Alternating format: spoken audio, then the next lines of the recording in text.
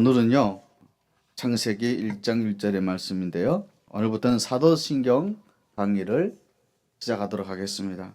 저희 교회는 이제 시작된 지 얼마 안 돼서 그런지 사도신경을 왜 해야 되는지 사도신경에 대한 중요성을 잘 몰라요. 근데 우리뿐만 아니고 대부분 탈북민들이 사도신경을 하긴 하는데 왜 하는지 그 이유를 잘 모르는 것 같아요.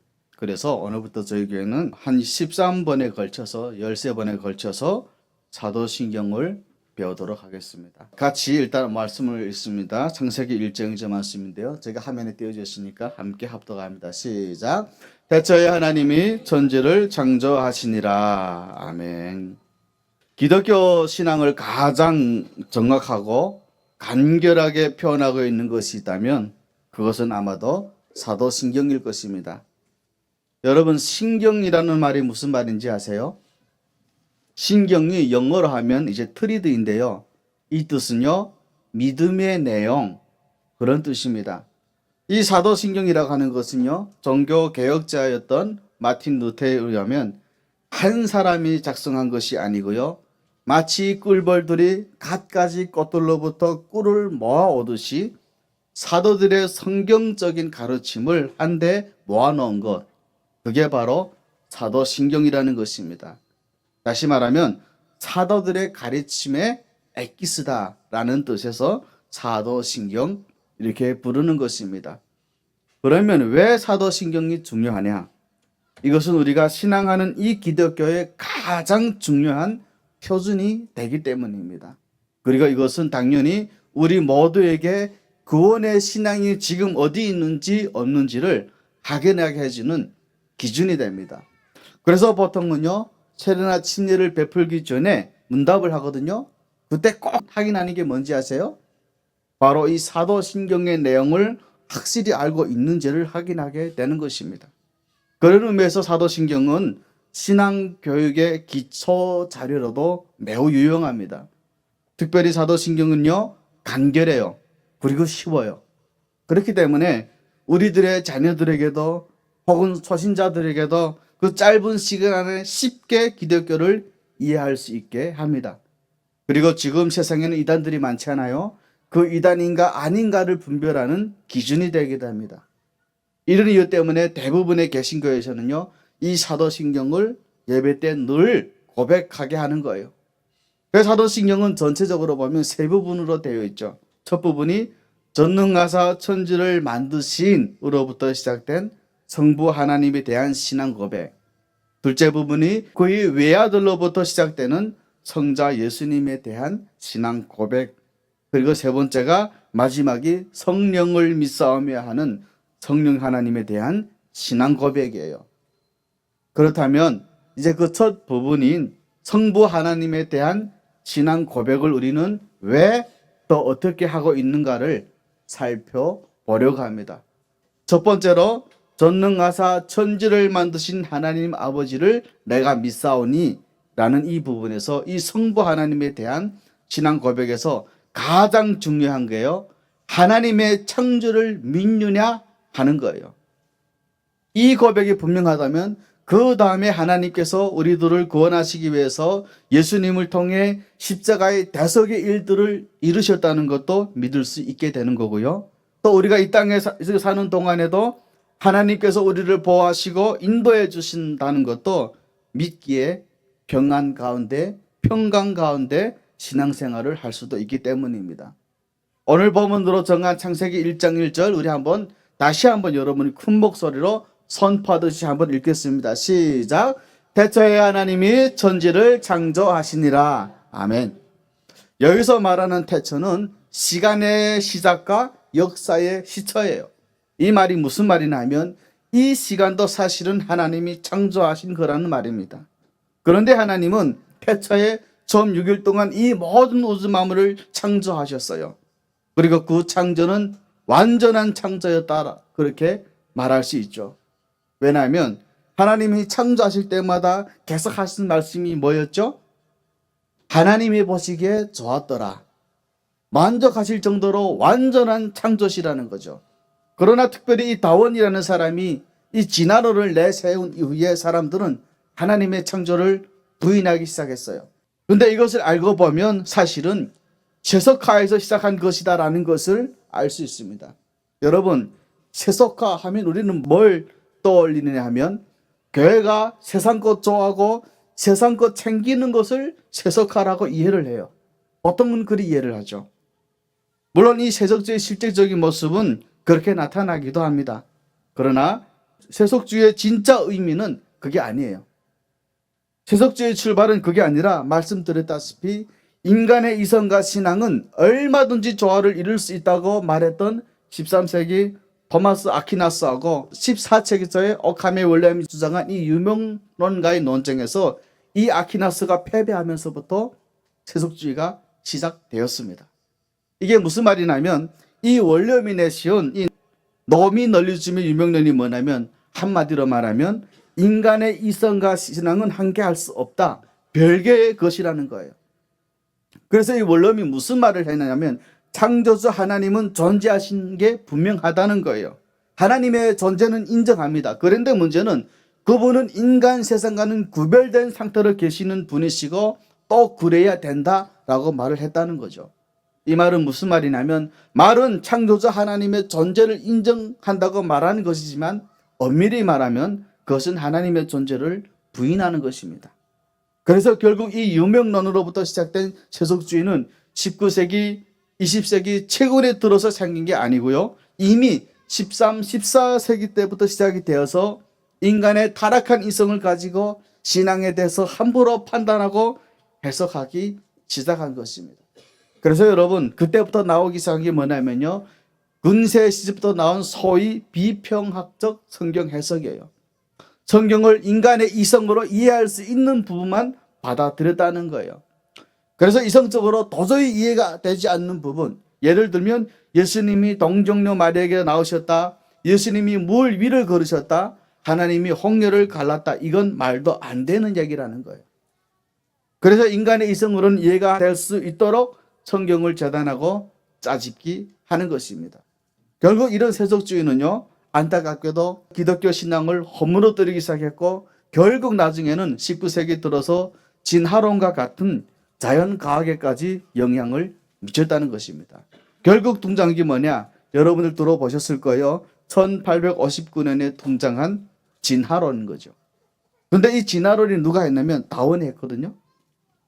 이 정의 기원이라는 책에서 다원이 진화론을 주장했는데 어처구니 없는 것은 사실 이 진화론은 출발부터가 과학적 근거가 있는 얘기가 아니었어요. 그래서 진화론은 원래부터가 출발부터가 가설이었다는 겁니다. 이럴 수 있다, 있지, 이건 팩트다, 이렇다라고 말한 것이 아니었어요. 그런데도 이미 세속화되어서 인간의 이성을 가지고 신앙을 재단지라는 이 사람들은 진화론을 마치 굉장히 과학적인 것으로 오해를 했습니다. 그래서 결국 인간의 이성으로는 이해하기 쉽지 않은 창조론을 진화론으로 대체시켜버린 거죠. 그런데 오늘 아십니까 여러분? 진화론은요 과학적으로 더 이상은 인정받지 못합니다. 왜냐면요 유전자학이 발달하면서 그 DNA라는 거 아시죠 여러분?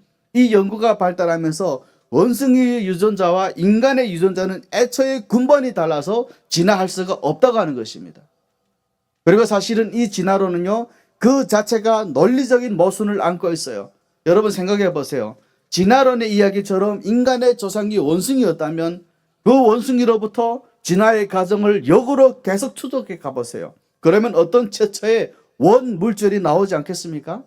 그것을 우리는 보통 이제 프로토라고 그럽니다. 그런데요, 이 원 물질인 프로토는 또 어떻게 생겼습니까? 하고 물어본다면 그러면 대답할 길이 없어요. 이거에 대해서는. 결국은 진화론은 논리적으로도 그 자체가 결론적으로 무에서 아무것도 없는 상태에서 유로의 창조를 말하지 않을 수 없는 거라는 겁니다. 결국 창조인가 진화인가 문제는 과학의 문제가 아니라 신앙의 문제인 것입니다. 그래서 성령님께서 우리들의 영혼을 거듭나게 해주셔서 구원의 은혜를 받게 하신 성도들은요 하나님의 창조를 막 논리적으로 분석해서 이해하고 받아들이고 믿는 것이 아니라 그냥 믿음으로 받아들이는 것입니다. 우리 히브리서 11장 3절 말씀 함께 합독합니다. 시작. 믿음으로 모든 세계가 하나님의 말씀으로 지어진 줄을 우리가 아나니 보이는 것은 나타난 것으로 말미암아 된 것이 아니니라. 아멘. 여러분, 지금 우리들은 온 우주가 하나님의 말씀으로 창조되었다는 것을 알고 믿고 있는 이유가 뭐냐면 과학을 열심히 배워서 논리적으로 잘 추론해서 이해가 됐기 때문이 아니라 우리의 죄 때문에 십자가를 지신 예수님에 대한 믿음이 있기 때문이라는 거예요. 그 믿음 때문에 우리는 온 우주가 하나님의 말씀으로 창조되었음을 믿는 것입니다. 제가 한번 질문할게요, 여러분. 이 온 우주가 하나님의 말씀으로 창조되었음을 믿으십니까? 그래서 우리는 이 사도신경의 첫 번째 고백인 하나님의 천지 창조를 믿음으로 고백하시는 것이. 두 번째로는요, 우리는 성부 하나님에 대한 전능성을 믿는다는 거예요. 사실 창조 사건은 하나님의 전능성을 가장 잘 나타내 주는 사건이에요. 여러분, 성경에 많은 기적들이 나오잖아요. 그런데요, 그 모든 성경의 기적들 중에 가장 최고의 기적이 뭐겠어요? 바로 창조예요. 저와 우리 모두가 구원받은 것도 따지고 보면 최고의 기적은 아닙니다. 최고의 기적은 하나님께서 이 온 우주를 창조하셨다는 것입니다. 왜냐하면 창조는 이 온 우주를 아무것도 없는 상태에서 하나님께서 말씀으로 창조하신 것이기 때문에 그래요. 여러분, 창조하다라는 말은 히브리어로는 바라라는 단어를 씁니다. 이 단어에는요, 무에서 유를 창조하는 행위, 이것을 묘사하는 단어로 쓰이는 것이기 때문에 오직 하나님께만 사용되는 단어입니다. 그래서 폴 라드라는 성경학자는 창세기 주석에서 이 창조하다라는 바라라는 단어를 어떻게 해석을 하느냐면, 이 바라라는 단어는 어떤 다른 재료를 사용하지 않는 상태에서 뭔가를 만들어내는 것을 말하기 때문에 이것은 무에서 유로의 창조를 의미한다. 그리고 또한 이 바라라는 창조는 하나님께서 말씀으로 창조하신 거랍니다. 손동작을 하고 막 애를 써서 한 것이 아니고 말씀 하나로 창조하신, 다시 말하면 하나님의 전혀 힘을 두리지 않으셨다는 것입니다. 온 우주를 만드시느라고 몇 날 며칠 몇십 년을 고생해서 우주를 만든 것이 아니라 6일 동안 말씀으로 창조를 하셨다는 것입니다. 따라서 이 바라라는 단어 자체가 하나님의 전능성을 나타낸다라고 폰 라드가 해석을 했습니다. 이해가 좀 되시나요, 여러분? 그리고 여러분, 사실 하나님을 표현하는 단어가 성경에는 많이 나와요. 그래서 특별히 구약 성경에 나오는 하나님을 표현하는 단어는 한 단어로 하나님을 표현하는 단어도 있고요. 또 여호와 혹은 엘이라는 단어를 복합적으로 사용해서 하나님을 표현하는 단어도 나와요. 그런데 대표적으로 한 단어로 한 하나님을 표현하는 단어는 구약 성경에 3개가 나옵니다. 아마 여러분들도 다 아실 거죠. 예를 들어 한번 볼게요. 들어보세요. 여호와, 언약을 지키시는 하나님, 많이 들어보셨죠? 그런데 이 여호와라는 단어는 주로 약속을 지키시는 하나님을 말할 때 이 여호와라는 단어를 씁니다. 그리고 두 번째는 아도나이, 통치하시고 다스리시는 하나님. 이 아도나이라는 단어는요, 어떨 때 주로 쓰냐면 하나님께서 모든 피조물의 주인이시기 때문에 온 세상을, 우리들의 인생을 통치하고 다스리시는 분이시다. 그럴 때 아도나이를 씁니다. 주님 할 때 이제 쓰는 말이죠.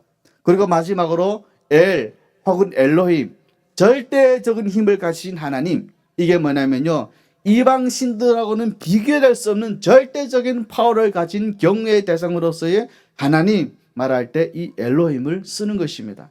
아까 말한 것처럼 이외에도 하나님을 나타내는 단어에는 여호와라고 또 엘이라고 하는 단어를 복합적으로 해서 쓰는 단어가 많아요. 뭐 여호와 이레, 여호와 라파 이런 단어들이 있는데 이게 한 15개가 정도 됩니다.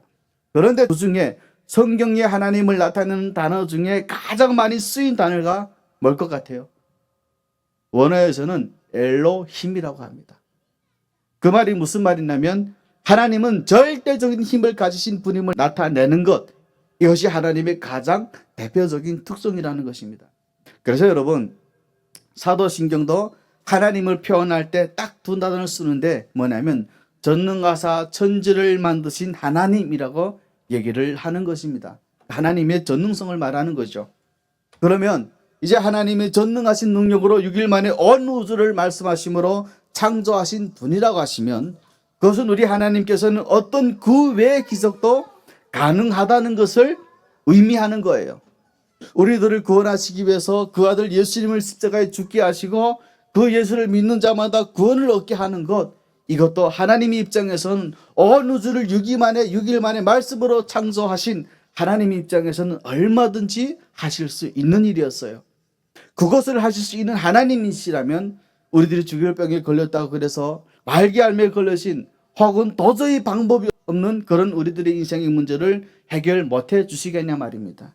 다만 하나님은 가능한 한 당신이 세워놓으신 자연 법칙을 무너뜨리지 않고 온 우주를 이끌어 가기를 원하십니다. 그래서 죽을 병에 걸리면 특별한 하나님의 섭리적인 계획이 있지 않는 한 죽는 것입니다. 또 물은 위에서 아래로 흐르게 되어 있는 겁니다. 특별하게 역사하셔야 될 때만 홍해를 가르시는 것처럼 물이 위로 아래로 흐르지 않고 물이 서 있기도 하는 것이죠. 그런데 분명한 것은 우리 하나님은 이런 전능성을 가진 하나님이시기 때문에 우리들의 삶에도 얼마든지 초자연적인 능력으로 기적을 행사하실 수 있다는 것입니다. 그런데도 사람들은 이 세속화 때문에 이미 타락한 인성을 가지고 모든 것을 생각하고 판단하고 결정해요. 그러니까 얼마든지 하나님이 나타낼 수 있는 기적을 받아들이지 않습니다. 심지어는요, 성경에 기록된 기적조차 인정을 안 해요. 오병이어의 기적, 물위를 걸으신 거, 죽은 자를 살리신 거, 이거는요 동화처럼 지어낸 얘기로 치부한다는 것입니다.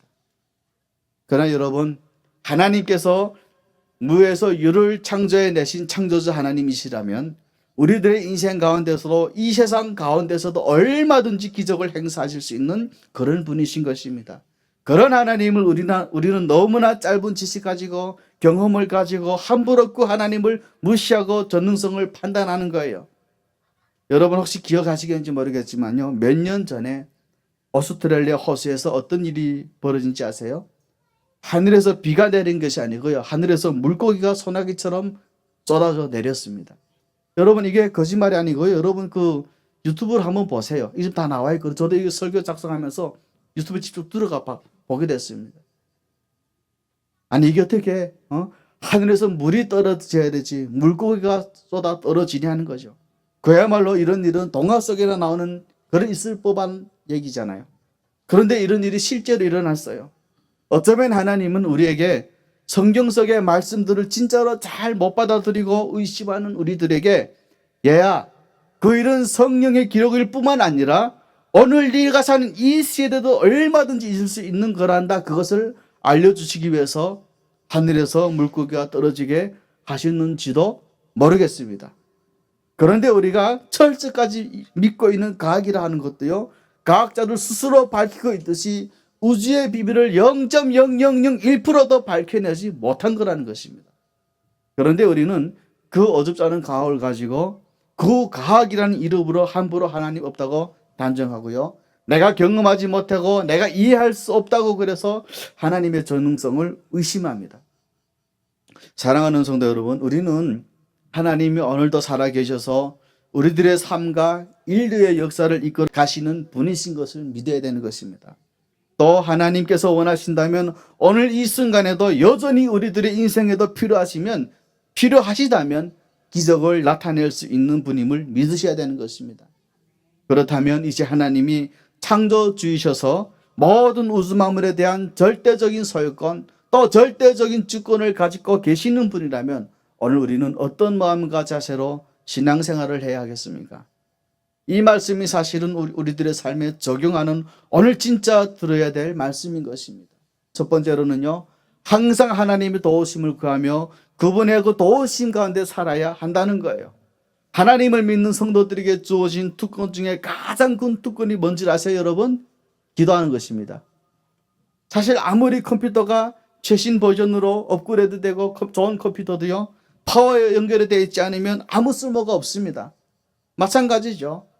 여러분, 우리가 머리가 좋아요? 공부 좀 잘 하셨습니까? 실력들이 좀 있어요? 아무리 이렇게 뛰어난 분이어도 하나님으로부터 전력이 공급되지 않으면, 하나님의 지혜와 하나님의 능력이 공급되지 않으면 우리들은 아무 쓸데가 없는 존재예요. 그렇기 때문에 전능하신 하나님을 믿는 성도들이라면 가장 많이 해야 될 것이 뭐냐면 그 하나님의 공급하심을 받기 위해서 우리들의 전원 플러그를 하나님께로 꽂는 겁니다. 기도하는 일이라는 거예요. 그런데 안타깝게도 우리는 말은 전능하사 천지를 만드신 하나님 아버지를 내가 믿사오며 하면서 예배 때마다 그 신앙 고백을 하면서 그 전능하신 하나님 앞에 구하지 않는다는 겁니다. 여러분 아십니까? 사무엘상 2장 6, 7절에 보면요, 이렇게 나와 있어요. 여호와는 죽이기도 하시고 살리기도 하신대요. 여러분 살고 싶으시죠? 그러면 살리기도 하시는 여호와 앞에 구하셔야 된다는 것입니다. 또요, 여호와는 가난하게도 하시고 부하게도 하시고 낮추기도 하시고 높이기도 하신대요. 여러분 정말 높아지고 싶으시면, 여러분들이 정말 이렇게 부해지고 싶으시면 그러면 하나님께 구하셔야 되는 것입니다. 이 말씀을 우리가 믿는다면 정말로 구하지 않을 이유가 없어요. 그래서 저도요, 틈만 나면 차 안에서 기도하고요, 걸으면서 기도도 하고요, 운전하다가도 하나님, 이승환 저 형제에게, 저런 자매에게 무슨 말을 전해야 됩니까? 알려주세요 라고 계속 기도를 하고 있습니다. 왜요? 하나님의 능력이 없으면 저도 아무것도 아니기 때문에 그래요. 오늘 여러분들은 얼마나 그 전능하신 하나님께 도우심을 구하며 사십니까? 안타깝게도 우리는 너무나 하나님을 찾지 않죠. 그래서 하나님 하시는 일 중에 일 중에 하나가 뭔지 아세요? 종종 우리들의 인생 가운데 뜻하지 않은 일, 너무나도 황당한 일, 속상하고 심지어 고통스러운 일까지 버리시는 겁니다. 왜냐하면 그런 일을 통해서라도 우리들을 만나고 싶어 하시고 우리들로 하여금 전능하신 하나님을 경험하게 하고 싶으신 거예요. 예레미야 34장 3절 말씀 함께 합독합니다. 시작. 너는 내게 부르짖으라. 내가 내게 응답하겠고 내가 알지 못하는 크고 은밀한 일을 내게 보이리라. 아멘. 평상시 하나님께서 내가 너랑 좀 얘기하고 싶어. 아무리 말해도 우리는 맨날 바쁘대요. 맨날 피곤하대요. 당신의 도움 필요 없다는 거죠. 내 실력으로, 내 능력으로 얼마든지 비즈니스 잘할 수 있고 그러는 겁니다. 너무 바빠서 그분의 초청에 응해드리지 못할 때 하나님은 가끔은 우리들을 만나고 싶어서 아무것도 할 수 없는 상황, 인간의 힘으로는 도저히 방법이 없는 상황으로 우리들을 몰고 가시는 겁니다. 그렇다면 그런 비슷한 상황에 처하게 됐을 때 우리들이 할 일은 뭐겠습니까? 왜 하나님, 내가 나름대로 열심히 신앙생활도 하고 내 나름대로는 열심히 노력하고 있는데 왜 이렇게 하십니까? 왜 일이 되지 않게 하십니까? 하고 하나님 앞에서 불평하거나 낙심하거나 하나님 원망만 하고 있을 일이 아니에요. 제가 분명히 말씀드리는데요, 그러면 결국에는 우리만 손해입니다. 결국에는 우리들이 손해를 봐요. 그럴수록 여러분 주 앞에 나아가서 부르짖고 기도해 보세요. 그럴 때 예레미야 선지자가 무슨 말을 해요? 내가 응답할 것이고 왜 너의 인생에 그런 일이 있게 되었는지 내가 그 일을 설명해 줄게. 크고 기이한 비밀을 알게 하신다고 하잖아요. 제가 아는 중국의 한 형제 이야기입니다. 제가 중국에 꽤 오래 살았잖아요. 이 형제는 중국 사람이었는데 정말로 대단한 믿음의 사람이었죠. 그분들은요, 그 당시에 한 40대 초반, 30대 후반쯤 되었을 것 같은데 먹고 사는 거요, 한 번도 걱정 안 해요. 죽고 사는 거요, 걱정 안 합니다. 그러니까 나중에는 선교사로 헌신해서 티벳이라는 데를 갑니다. 여러분 티벳 아시죠? 가본 적은 저도 없어요. 해발이 4,500m. 티벳 가면요, 첫날 바로 코피 터진대요. 둘째 날부터 머리가 아파가지고요, 계단 1층도 겨우겨우 올라갈 정도라고 합니다. 6개월 정도 티벳에 살잖아요. 그러면 이빨이 다 흔들거려서 빠진다고 해요. 근데 이 몸도 성치 않은 분들이 선교사를 갔어요. 이분들이 먹고 살 걱정 안 해요. 살고 죽는 걱정 안 해요. 그런데 티벳 같은 데 가서 선교하게 된 이유가 있죠. 이 형제가 원래는 근육 질환이 있었어요. 르게릭병 같은 거죠. 그래서요, 앉아있지도 못하고 거의 누워 있었어요. 그게 한 90년대 중반 내가 들어왔어요. 중반쯤 되겠죠. 그 당시에 중국에 약이 있으면 뭐 그렇게 대단한 약이 있는 것도 아니었어요. 백약이 무효였어요. 그래서 죽으려만 기다리고 그냥 누워있는 거죠. 그런데 이 형제에게 기적 같은 일이 일어났어요.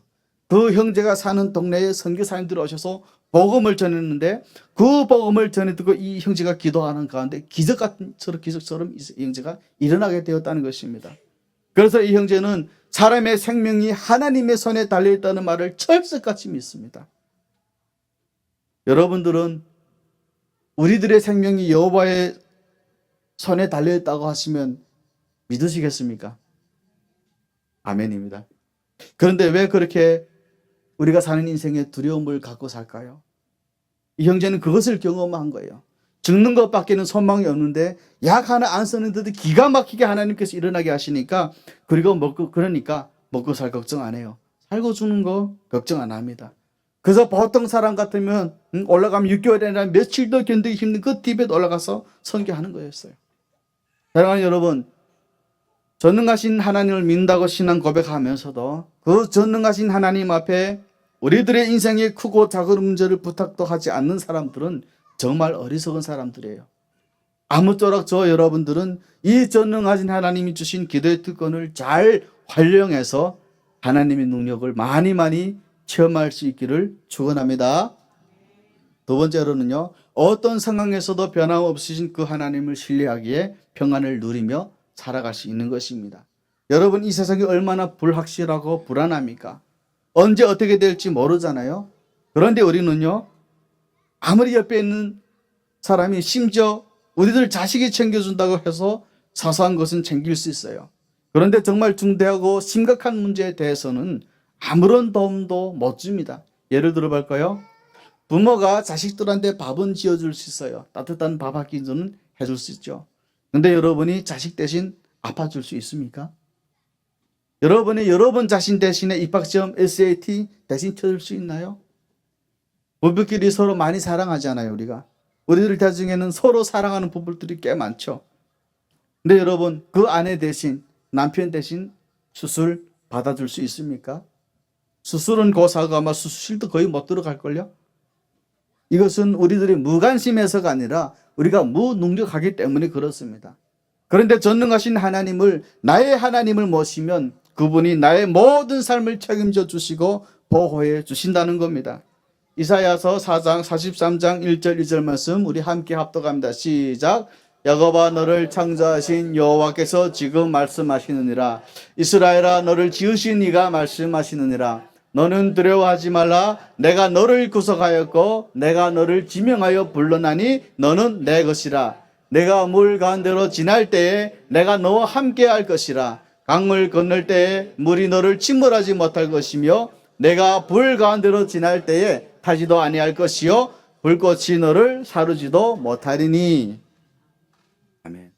그러므로 이 전능하신 하나님이 창조주 나의 하나님을 확실하게 믿고 살아간다면 우리는 오늘도 내 삶의 미래가 어떻게 될까, 내 자식들의 미래가 어떻게 될까 막 고민하고 염려하고 두려워하고, 그러다 어느 순간 뜻대로 안 되면 불평 불만 쏟아내고 그러는 것이 아니라 그분을 신뢰하기에 우리는 평안 가운데 살아갈 수가 있는 것입니다. 그런 은혜가 우리 모두들에게 있기를 축원합니다. 여러분, 저한테는요 제 인생 중에 가장 잘 알고 든든했던 그런 바위 같은 분이 계셨어요. 북한에서 태어나서 한 13년 군사복무하고 경제 때문에 중국 왔다가 전교사님을 통해서 하나님을 만났죠. 그리고 여차여차해서 중국에서 같은 고향인 북한 여자를 만나서 처절하게 결혼식을 했고요. 그 무엇보다 바꿀 수 없는 귀한 딸을 하나님께서 선물로 주셨죠. 그런데 얼마 몇 년이 지난 후 기도하는 과정에 그 사모님은 중국 북경에서 체포되셨고요. 전도사님은 저랑 같이 중국 산더성 일조시 바닷가에서 전략 기도를 하시다가 잡히게 됩니다. 그런데 그 와중에도 전도사님은 늘 평안한 모습이었고 그 모습으로 북송이 되셨어요. 저는 어땠을까요? 늘 저는 불안했겠죠. 그리고 저는 직접 보지는 못했지만 분명히 그분들의 믿음이라면 순교의 반열이 올랐다라고 생각을 합니다. 그때 저는 왜 하나님이 저렇게 하실까? 왜 하나님은 제가 살아가는 이들을 그렇게 데려가셨을까?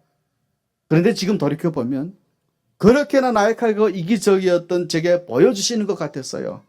십자가를 지고 가는 삶이라는 것이 무엇인지를요. 그리고 그 십자가가 아무리 무겁고 고통스러울지라도 전능하신 하나님만을 바라보며 가게 될 때 우리는 얼마나 마음의 평안을 누리며 갈 수 있는지를 보여주시는 것 같아요. 여러분 마음이 아프십니까? 여러분 육신적으로 고통스러우시나요? 아니면 돈이 없어서 너무 힘이 드십니까? 그럴 때마다 우리들의 죄를 지고 골고다의 언덕길 오르신 그런 예수님을 묵상하세요. 그리고 북한에 내 형제들을 위해서 그 복음의 말씀을 전하겠다고 들어간 우리의 수많은 형제들을 기억하십시오. 저분들도 그렇게 그 고난의 십자가, 그 행복의 십자가를 지고 갔기 때문에 그렇습니다. 마지막으로 전능하신 하나님을 믿는다면 우리는 청지기의 삶을 살아가야 됩니다. 하나님은 우리 자신을 포함한 우주 만물을 창조하셨기에 우리에 대한 절대적인 주권을 갖고 계십니다. 바꿔 말하면 우리들의 인생은 미안하지만 우리들 인생이 아닙니다. 우리들 자식들 인생도요, 우리 것이 아니에요. 왜 그런데 우리는 내 인생이 내 것이니 양, 내 자식의 인생도 내 것인 양 그렇게들 살아갈까요? 하나님 겁니다, 여러분. 우리들 거 아니에요. 이사야 43장 21절 말씀 우리 함께 합독합니다. 시작. 이 백성은 내가 나를 위하여 지었나니 나를 찬송하게 하려 함이니라. 아멘. 그런데 어떤 사람들은요, 하나님이 영광을 나타내며 산다고 하는 것을 기분 나빠해요. 아니, 내가 뭐 하나님 뒤치다 커리게 하려고 이 땅에 태어난 건가? 그런데 그런 분은요, 몰라도 너무 모르는 거예요. 왠지 아세요? 하나님이 인간을 창조하실 때는 애초에 하나님의 영광을 위해서 살아갈 때 그 영혼의 진정한 만족과 기쁨이 있게 창조하셨기 때문에 그래요. 그렇기 때문에 손해 나는 것이 아닙니다. 하나님의 영광을 위해서 살려고 결심하시고 실제로 한번 그렇게 살아보세요. 그럴 때 우리들 영혼에 어떤 기쁨과 만족이 있는지, 내 삶은 내 것이라 생각하고 오늘도 내 뜻대로 내 인생을 만들어 가려고 죽을 둥 살 둥 노력하다가 결국에는 내 뜻대로 되지 않는 현실 앞에서 좌절하고 무너져 있고 어둠에 갇혀 살지 마시고, 우리들의 인생이 더 이상 우리들 것이 아닐지인데 하나님의 영광을 위해서 살고자 할 때 오히려 하나님이 여러분 인생을 챙기시고 그 안에 진정한 영혼의 만족이 있음을 경험하시기를 주의 이름으로 축원합니다. LA에서 사역하신 한국 목사님이 되게 재미있는 얘기를 해주시더라고요. 어떤 목사님이 겉은 멀쩡한데 속은 다 썩어지는 나무를 보면서 대화하듯 이 나무한테 이렇게 말씀하셨답니다. 나무야, 나무야, 너는 목회도 안 내면서 왜 그렇게 속이 썩어 있냐? 아시잖아요, 여러분. 이 목회한다는 게 얼마나 이게 속이 문드러진 일인지요. 그걸 아마 비유적으로 표현했던 말인 것 같습니다. 그런데 재미있는 것은요, 저도 몰랐는데 목사님들이 통계를 갖고 계시대요. 여러분 그거 아세요? 오늘날 직업군 중에 평균 수명이 가장 높은 직업군이 뭔지 아세요? 의사요? 아니에요. 목사예요. 아니, 스트레스 제일 많이 받으면서, 아니, 제일 오래 사는 건 이게 무슨 일이래요? 이유가 있더라고요. 그게 뭐냐면, 목사들은 스트레스 엄청 받는데, 그만큼 하나님의 위로를 엄청 받는다는 거예요. 실질적으로 이것도 되게 과학적으로 증거된 거라네요. 사람이 위로를 받을 때 여러분, 엄청난 양의 호르몬이 나온다 합니다. 그 호르몬이 때로는 죽을 병도 낫게 하고요, 사람들로 하여금 생명력을 갖게 한다고 합니다. 그런 의미에서 여러분들도 많이 위로해 주시기를 바랍니다. 저도 지난 이 교회를 개척해 여러 사역을 하면서 별로 고생한 것도 없는데 어떤 분들이 저를 보고 전도사님 그 누구 따라다니느라 참 고생이 많았죠. 별로 내가 해준 것도 없는데 그런 말을 들을 때면 뭔가 살짝 마음에 위로가 되더라고요. 그래서 그때 계속 들던 내가 저분들 위해서 좀 더 애써야 되겠구나. 그렇게 힘이 나더라는 겁니다. 그러니까 여러분들도 그런 위로의 말씀을 좀 많이 해주세요. 야단치고 따지고 그러지 마시고, 좀 부족한 것 같아도요, 여보 힘들었어? 집사님, 목사님 수고 많으셨어요. 목사님 때문에 제가 힘을 받습니다. 라는 말을, 약간 이게 북한 사람들한테는 어울리지 않습니다. 북한 사람들은 은혜만 받으면 입을 봉인하거든요. 거꾸로 됐어요. 한국 분들은 은혜 받으면 목사님 이랬는데 북한 사람들은 은혜 받으면 입을 들어서 쫙 봉인하고 마음으로 생각을 해요.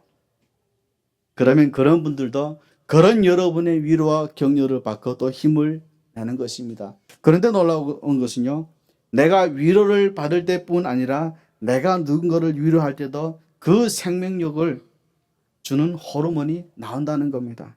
놀라운 사실이죠. 제가 그건 경험한 것 같아요. 전 주일 5일날 같은 데 좀 사실 피곤하고 너무 쉬고 싶을 때가 있죠.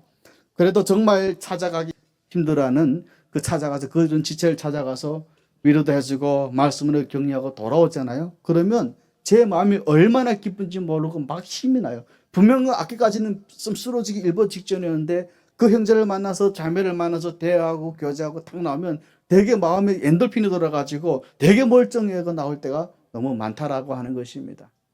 여러분 말씀을 마치겠습니다. 제가 이번 주 설교를 준비하면서 속으로 다짐한 것이 있어요. 앞으로 좀 더 많이 웃어야 되겠구나. 어떤 속상한 일이 있어도 전능하신 하나님께서 이를 이루어 가실 것을 믿기에 웃어야 되겠구나. 절대 부족한 나를 통해서도 하나님이 영광 받으시는 일이 생기겠구나. 여러분 그거 아세요? 우리 교회 분들 1년이 안 됐잖아요.